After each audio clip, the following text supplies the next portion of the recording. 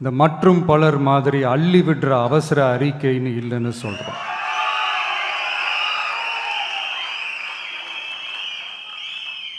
திமுகவும் மற்றும் பலரும் ஒன்றுதான்னு நாம் சொன்னோம் இல்லையா? அது ஏன்னு உங்கள் எல்லாருக்கும் புரிகிற மாதிரி ஒரே ஒரு காரணம் சொல்கிறேன். 2 பேரும் விட்ட தேர்தல் அறிக்கையை எடுத்து பாருங்கள். ஏதாவது 1-2 பாயிண்ட்டு கொஞ்சம் ஒரே மாதிரி இருந்தால் பரவாயில்ல. ஆனால் அவங்க என்ன பண்ணியிருக்காங்க தெரியுமா? ஒருத்தர் 10,000 கொடுத்தா இன்னொருத்தர் 8,000க்கு கூப்பன் கொடுக்குறாரு. ஒருத்தர் ஃப்ரிட்ஜு கொடுத்தா இன்னொருத்தர் ஃப்ரிட்ஜு வாங்க டோக்கன் கொடுக்குறாரு. 2 பேருமே மீனவர்களுக்கு 12,000 ரூபா கொடுக்குறாங்க. 2 பேருமே பெண்களுக்கு 2,000 ரூபா கொடுக்குறாங்க. இப்படி 2 பேரும் ஒரே தேர்தல் அறிக்கையை பேரை மாற்றி கலரை மாற்றி தந்திருக்கிறாங்க.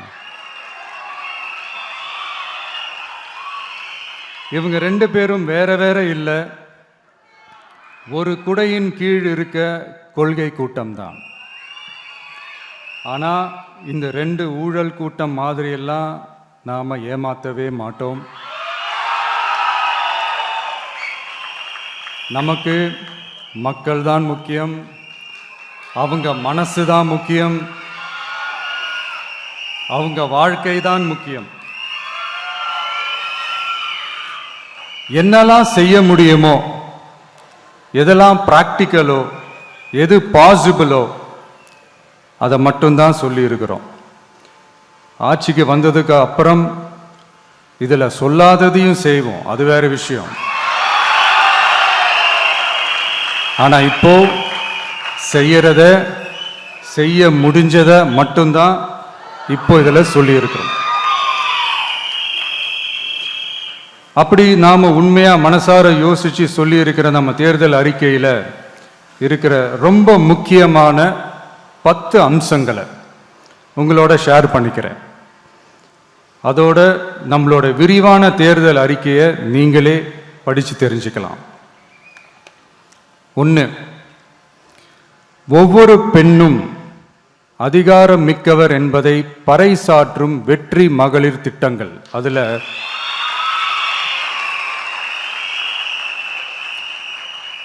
60 வயதிற்குள் உள்ள ஒவ்வொரு குடும்ப தலைவியின் வங்கி கணக்கிலும் நேரடியாக மாதம் 2,500 ரூபாய்.